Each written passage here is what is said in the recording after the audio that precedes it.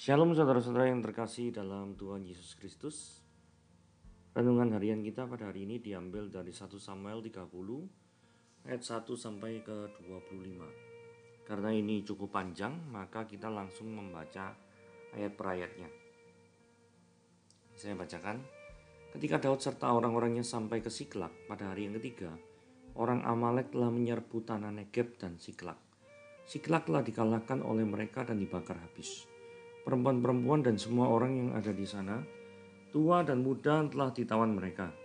Dengan tidak membunuh seorang pun, mereka menggiring sekaliannya, kemudian meneruskan perjalanannya.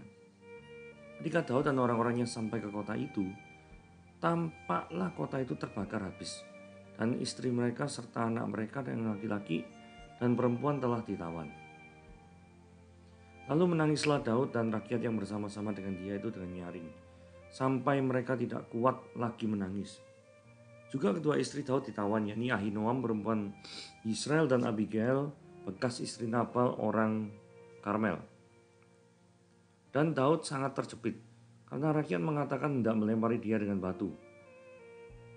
Seluruh rakyat itu telah pedih hatinya, masing-masing karena anaknya laki-laki dan perempuan. Tetapi Daud menguatkan kepercayaannya kepada Tuhan Allahnya. Lalu Daud memberikan perintah kepada Imam Abiatar bin Ahimelek, bawalah efod itu kemari. Maka Abiatar membawa efod itu kepada Daud. Kemudian bertanyalah Daud kepada Tuhan, katanya, haruskah aku mengejar gerombolan itu? Akan dapatkah mereka kususul? Dan ia berfirman kepadanya, kejarlah, sebab sesungguhnya engkau akan dapat menyusul mereka dan melepaskan para tawanan. Lalu pergilah Daud beserta ke-600 orang yang bersama-sama dengan dia. Dan sampailah mereka ke sungai Besor. Sementara orang-orang yang mau tinggal di belakang berhenti di sana. Maka Daud melanjutkan pengejaran itu beserta 400 orang. 200 orang yang terlalu lelah untuk menyeberangi sungai Besor itu berhenti di sana. Kemudian mereka menemui seorang Mesir di padang, lalu membawanya kepada Daud. Mereka memberi dia roti, lalu makanlah dia. Kemudian ia memberi dia minum air. Dan memberikan kepadanya sepotong kue ara dan 2 buah kue kismis. Dan setelah dimakannya ia segar kembali. Sebab ia tidak makan dan minum selama 3 hari 3 malam. Kemudian bertanyalah Daud kepadanya, budak siapakah engkau? Dan dari manakah engkau? Jawabnya, aku ini seorang pemuda Mesir, budak kepunyaan seorang Amalek. Tuanku meninggalkan aku karena 3 hari yang lalu aku jatuh sakit. Kami telah menyerbu tanah Negeb, orang Kreti, dan daerah Yehuda dan tanah Negeb Kaleb. Dan Siklak telah kami bakar habis. Daud bertanya kepadanya, dapatkah engkau menunjukkan jalan kepadaku ke gerombolan itu? Katanya, bersumpahlah kepadaku, demi Allah, bahwa engkau tidak akan membunuh aku, dan tidak akan menyerahkan aku ke dalam tangan tuanku itu. Maka aku akan menunjukkan jalan kepadamu ke gerombolan itu. Ia menunjukkan jalan kepada Daud di sana. Dan tampaklah orang-orang itu terpencar-pencar di atas seluruh daerah itu, sambil makan dan minum dan mengadakan perayaan karena jarahan yang besar yang telah dirampas mereka dari tanah orang Filistin dan dari tanah Yehuda. Dan pada keesokan harinya Daud menganjurkan mereka dari pagi-pagi buta sampai matahari terbenam. Tidak ada seorang pun dari mereka yang lolos, kecuali 400 orang muda yang melarikan diri dengan menunggang unta. Daud melepaskan semua yang dirampas oleh orang Amalek itu. Juga kedua istrinya dapat dilepaskan Daud. Tidak ada yang hilang pada mereka, dari hal yang kecil sampai hal yang besar, sampai anak laki-laki dan anak perempuan, dan dari jaran sampai segala sesuatu yang telah dirampas mereka. Semuanya itu dibawa Daud kembali. Daud mengambil segala kambing, domba, dan lembu.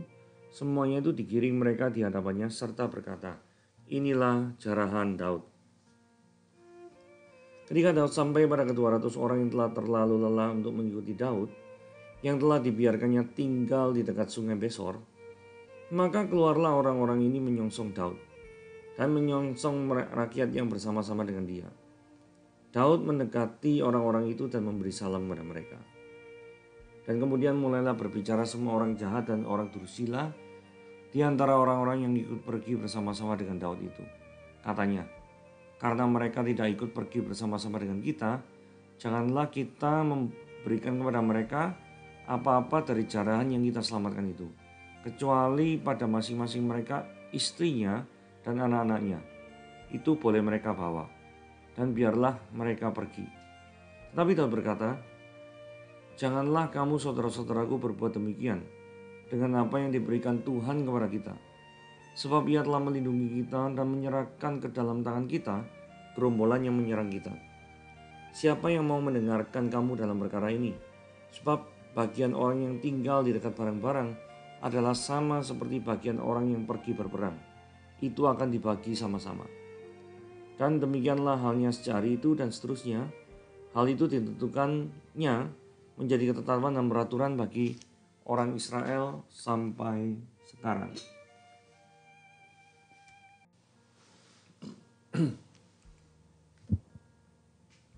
Mari sekarang kita eksposisi. Saudara, kita lihat ya. Kenapa kok Daud itu diserang oleh orang Amalek? Nah, untuk mengetahuinya kita harus baca 1 Samuel 27 ayat 1 sampai 6. Jadi ceritanya Daud ini kan dikejar-kejar oleh Saul. Dia merasa tidak ada perlindungan lain kecuali minta perlindungan kepada Raja Gad. Ini loh, bagian tulisan merah ini kan ini. Bagaimanapun juga suatu hari aku akan binasa tangan Saul. Jadi tidak ada yang lebih baik selain meluputkan diri dengan segera ke negeri orang Filistin. Jadi Daud berpikir dengan menyeberang ke negeri orang Filistin, maka dia itu akan lolos dari Saul. Akibatnya Daud menghadap kepada raja yang namanya Akis bin Maok, raja orang Gad, ini orang Filistin. Bawa seluruh rombongannya di ayat 3. Kemudian ayat 4. Setelah diberitahukan kepada Saul bahwa Daud telah melarikan diri, memang benar dukanya Daud. Saul tidak lagi mencarinya. Ya, maka pada hari itu kemudian Daud ini minta ada kota yang diberikan kepada dia. Iya toh, mengapa hambamu ini tinggal padamu di kota kerajaan ini? Jadi Daud ini tidak mau tinggal di Gad. Daud pengen pindah. Nah, kemudian Raja Akis orang Filistin ini memberikan Siklak kepadanya. Itulah sebabnya Siklak menjadi kepunyaan raja-raja Yehuda sampai sekarang. Nah, kita lihat peta ya. Jadi ini peta Israel yang di zoom. Ini adalah Laut Mati, Dead Sea. Laut Mati ini Israel Selatan. Ini Yerusalem ya. Nah, Gad ini kotanya ada di sini. Kalau jalan kaki itu 7 jam perjalanan. Lumayan ya, 7 jam perjalanan. Jaraknya 36 kilo. Nah, ini kemudian ke Siklak. Jadi Siklak ini daerah selatan daripada Gad. Gad tempatnya Raja Akis, Siklak adalah kota yang diminta Daud. Nah, lamanya Daud tinggal di daerah itu 1 tahun 4 bulan. Tapi, nah ini ya, ini menjawab kenapa kok Daud diserang Amalek. Daud ini ketika di Siklak itu melakukan hal ini loh. Maka Daud dan orang-orangnya bergerak maju menyerbu orang Gesur, orang Girsi, dan orang siapa? Amalek. Sebab orang-orang inilah penduduk negeri itu yang membentang dari Telam ke arah Syur sampai tanah Mesir. Jadi Daud memusnahkan negeri itu, seorang pun tidak dibiarkan hidup, baik laki-laki perempuan dirampas kambing domba. Kemudian pulanglah dia dan kembali pada Akis. Jika Akis bertanya, di mana kamu menyerbu pada hari ini? Maka jawab Daud, di tanah Negeb Yehuda. Jadi seolah-olah Daudnya ini sudah belot dan nyerang Yehuda. Padahal dia itu nyerang orang lain. Jadi Daud ini berbohong demi supaya menjadi kehidupannya itu dipelihara oleh yang namanya Raja Akis orang Gad ini. Ini tanah Negeb ini orang Yehuda ya. Yehuda ya orang Israel. Ya ceritanya kayak gitu. Oke. Nah, terus Daud ini pada 1 Samuel 28 ini orang Filistin ini berperang mau melawan ambil Israel. Jadi raja-raja Filistin mau melawan daripada Saul. Lalu berkatalah Akis kepada Daud, ketahuilah baik-baik bahwa engkau beserta orang-orangmu harus maju berperang bersama-sama dengan aku dalam tentara. Berarti kan Daud sudah diberi Siklak. Maka tidak ada alasan bagi Daud untuk menolak ajakan perang daripada Akis. Daud nyanggupin, baik Akis, baik engkau akan tahu apa yang dapat diperbuat hambamu ini. Lalu Akis berkata pada Daud, sebab itu aku mengangkat engkau jadi pengawalku sendiri sampai selamanya. Jadi Daud ini seolah-olah jadi pembelot yang menyerang daripada Israel. Ya, orang Filistin itu berkumpul lalu bergerak maju dan berkemah dekat Sunem. Saul mengumpulkan seluruh orang Israel lalu berkemah di Gilboa. Ini penting ya, nama-nama tempatnya nanti tolong diingat ya. Jadi orang Filistin kemah dekat Sunem. Saul itu berkemah di Gilboa. Kita lihat 1 Samuel 29. Orang Filistin mengumpulkan segala tentara mereka di Afek.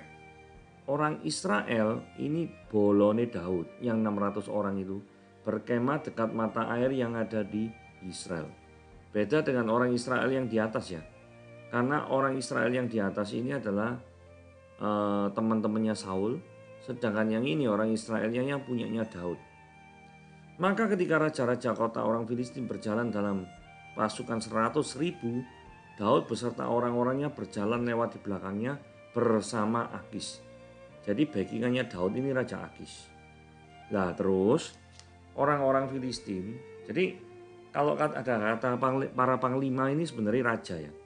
Terjemahannya sebenarnya raja. Jadi Filistin ini rajanya banyak. Nah raja yang selain Akis itu ngomong, apa gunanya orang-orang Ibrani ini? Maksudnya yang 600 sampai Daud ini. Jawab Akis pada para panglima Filistin itu, maksudnya raja ya. Bukankah dia ini Daud, hamba Saul raja Israel, yang sudah 1-2 tahun bersama-sama dengan aku, tanpa aku dapati sesuatu kesalahan padanya sejak ia membela sampai hari ini. Ya si Akis tidak ngerti ya kalau misalkan Daud itu tidak menumpas orang Israel. Ya kan? Tapi raja-raja ini para panglima Filistin selain daripada Akis ini jadi marah karena suruh orang itu pulang, gak butuh bantuan daripada orang-orang Ibrani. Ya toh? Takutnya apa? Nanti jangan-jangan ia jadi lawan kita dalam peperangan. Takutnya di tengah jalan nanti Daud tidak bisa dipercaya, malah nanti nyerang daripada orang Filistin. Nah ini kan kalau terjadi kan repot. Sehingga ayat 11, Daud bangun dan orangnya pagi-pagi berjalan pulang ke negeri orang Filistin. Sedang orang Filistin itu bergerak maju ke Israel. Nah, ini supaya tidak bingung, saya sudah sediakan petanya ya. Jadi ingat ya, orang Israel itu bawahan Saul kemah di Gilboa, di daerah sini ya.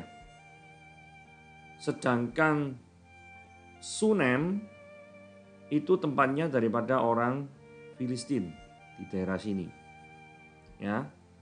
Kemudian ada juga orang-orang Filistin itu di Afek. Jadi dari Afek menuju ke limbah Yisrael kemudian Sunem. Lah si Akis itu kan raja orang Gad. Dia sudah di sini.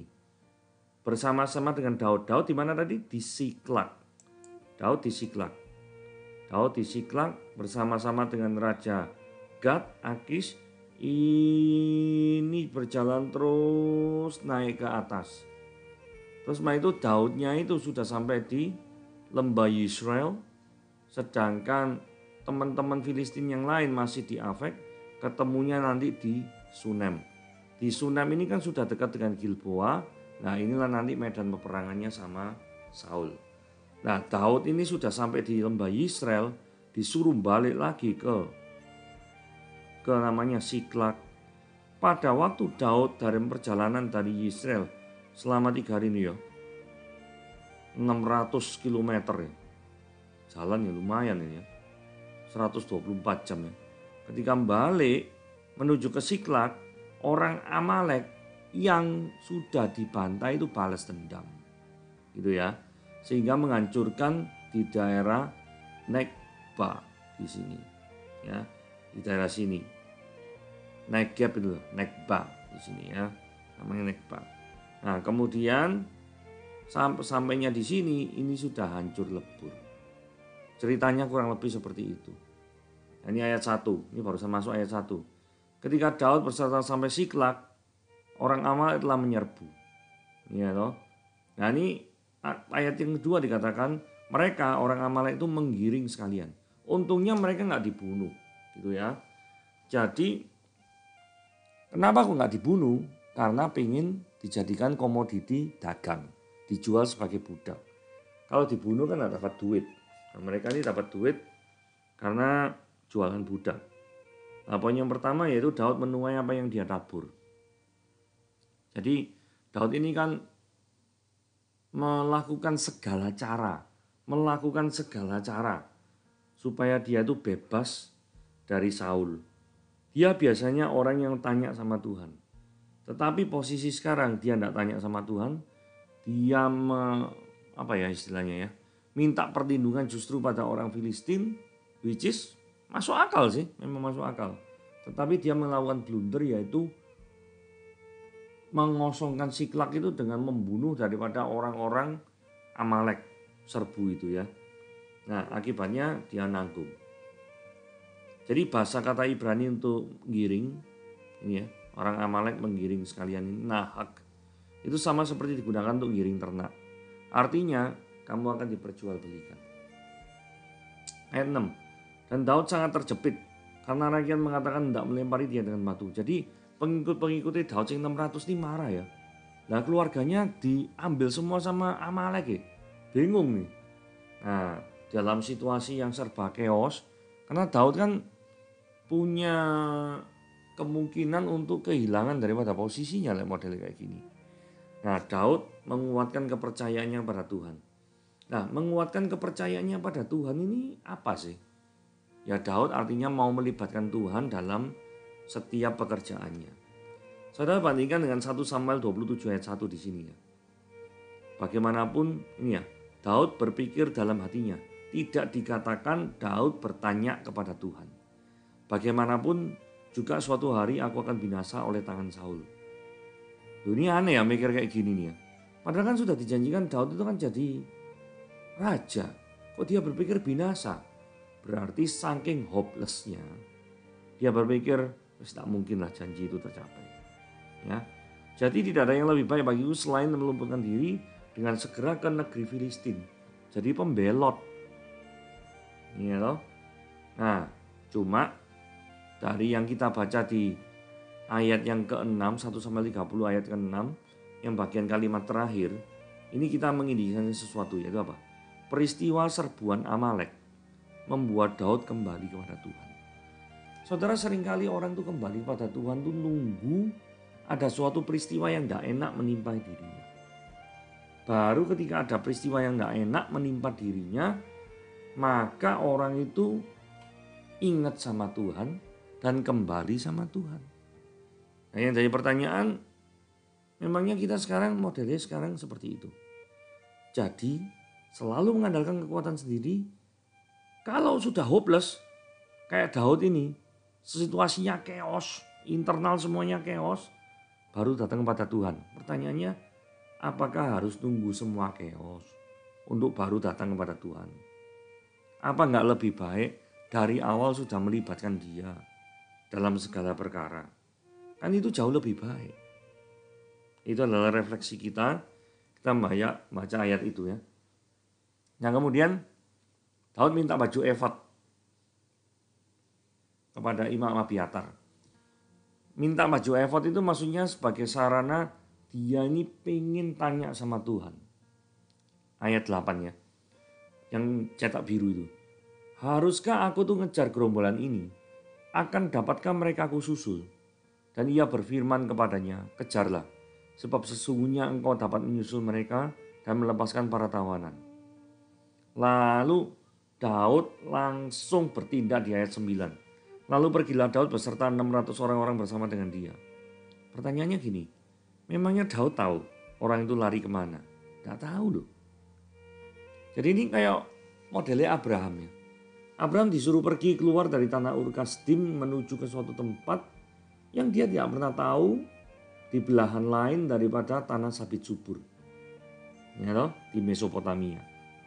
Daud dalam hal ini yang tulisan hitam yang bercetak tebal ya. Jadi Daud memiliki iman yang teguh sekalipun posisi musuh itu belum diketahui ada di mana. Nah, terus cara tahu ini gimana?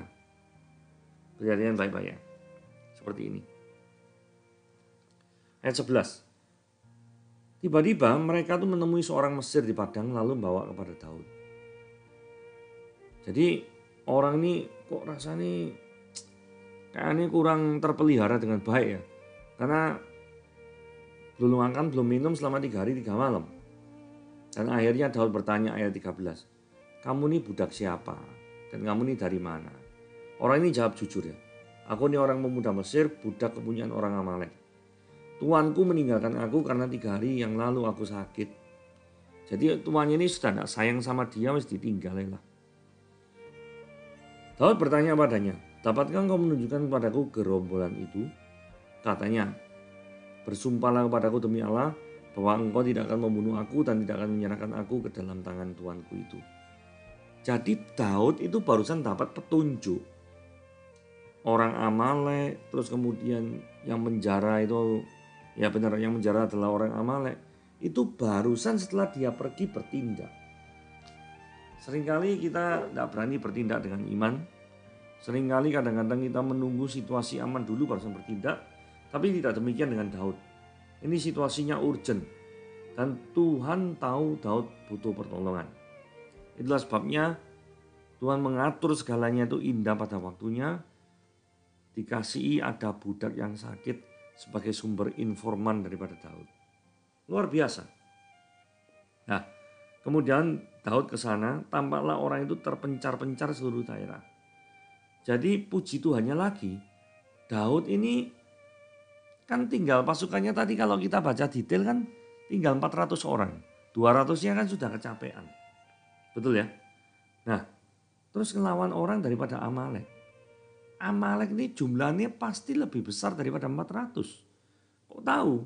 Kalau kita baca ayat 17, Amalek yang meloloskan diri saja itu adalah 400 orang pemuda, ayat 17 yang di garis merah, yang di warna merah ya. Jadi artinya kalau yang melarikan diri aja 400, berarti secara total jumlah daripada orang Amalek lebih dari 400 dong logikanya. Cuma luar biasanya itu apa? Mereka, lihat tulisan biru di ayat 16, kondisinya itu terpencar-pencar. Jadi mereka tidak bersatu, memudahkan Daud untuk mengalahkan mereka. Jadi akibatnya ayat 18, Daud bisa melepaskan semua yang dirampas oleh orang Amalek itu, dan kedua istrinya bisa didapat kembali. Ayat 19, tidak ada yang hilang pada mereka.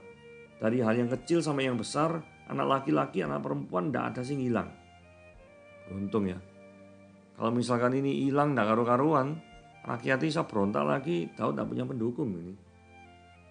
Ayat 20, Daud mengambil segala kambing domba dan lembu, semuanya itu digiring mereka di hadapannya serta berkata, inilah jarahan Daud.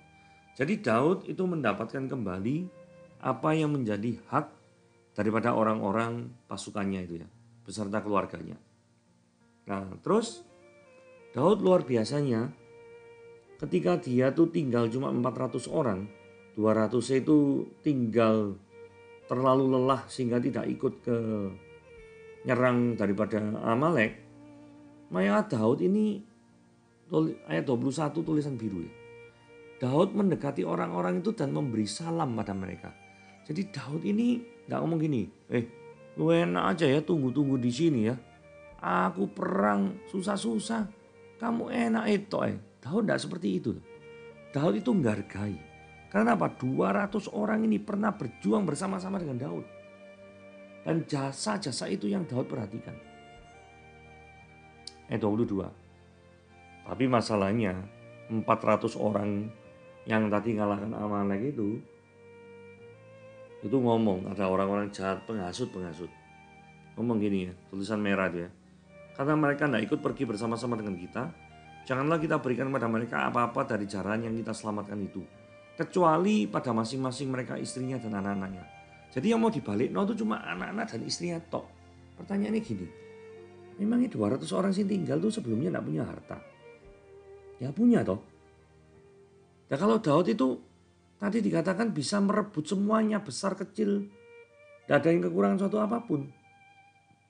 Berarti orang-orang 400 ini kan ceritanya mau ngambil dari hartanya orang-orang yang 200. Kalau itu terjadi, maka justru akan terjadi chaos.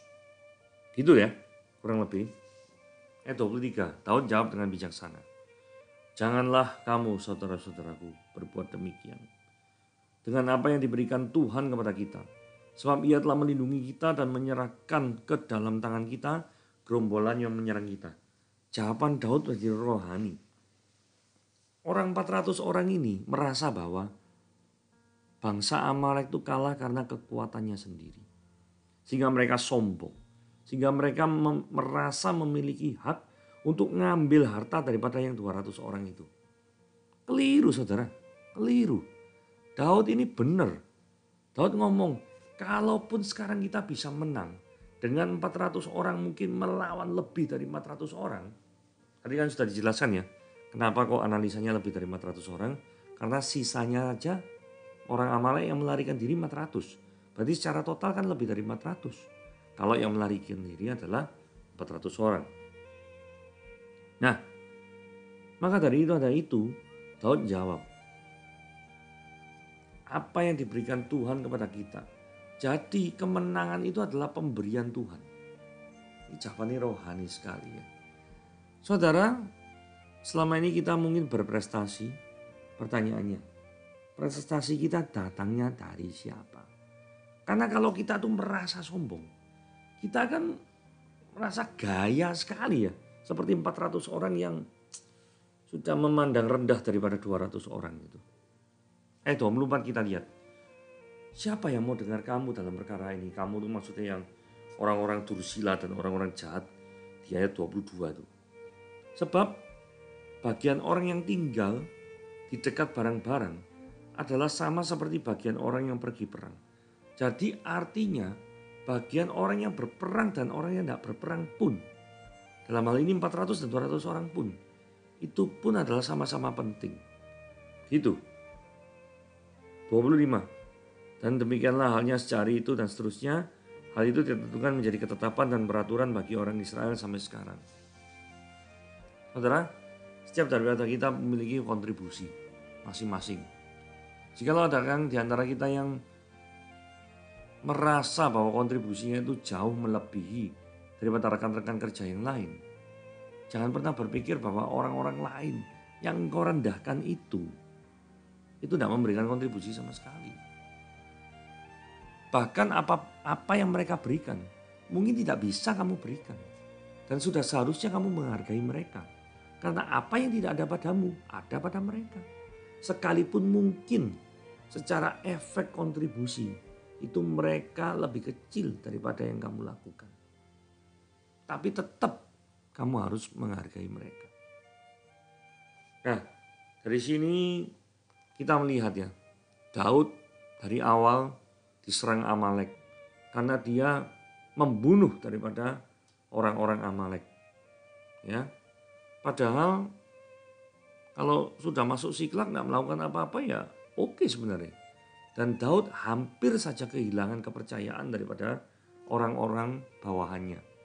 Ketika situasi yang genting ini terjadi, hal yang paling pas bagi Daud adalah datang kepada Tuhan. Minta tolong, Tuhan kira-kira engkau mau bicara apa? Hal yang berikutnya adalah bertindak sesuai dengan jawaban doa Tuhan. Jawaban doa kita kepada Tuhan. Karena kalau tidak bertindak, kita tidak akan pernah tahu ada petunjuk di depan sana yang sudah Tuhan sediakan bagi kita. Seperti orang Mesir yang tidak makan 3 hari 3 malam. Yang berikutnya, memperlakukan seseorang budak dengan baik. Itu terkadang tidak terpikirkan oleh orang-orang saat itu. Yang ada adalah namanya budak ya harus dieksploitasi. Tapi ini Daud itu hargai orang. Pada waktu lihat orang kekurangan, Daud tidak meremehkan. Mungkin hatinya tergerak oleh belas kasihan. Orang ini dikasih makan, kemudian ditanya-tanyai. Ternyata orang ini adalah budaknya orang Amalek. Dan bisa jadi informan yang berguna. Bisa menunjukkan jalan menuju orang Amalek itu. Jadi jangan sekali-sekali kita meremehkan daripada orang-orang yang mungkin statusnya tuh kita pandang sebelah mata. Tetapi apa yang dipandang sebelah mata oleh dunia, Tuhan jadikan clue yang luar biasa di cerita ini untuk mengambil kembali daripada harta benda dan istri-istri Daud. Saudara, Tuhan bekerja dengan cara yang luar biasa. Tuhan tidak harus bekerja secara supranatural. Tapi dengan cara natural pun, kalau kita bisa membaca Tuhan, cara kerja Tuhan, maka tidak ada alasan bagi kita untuk tidak mengucap syukur kepada Dia. Renungan hari ini seperti ini, Tuhan Yesus memberkati.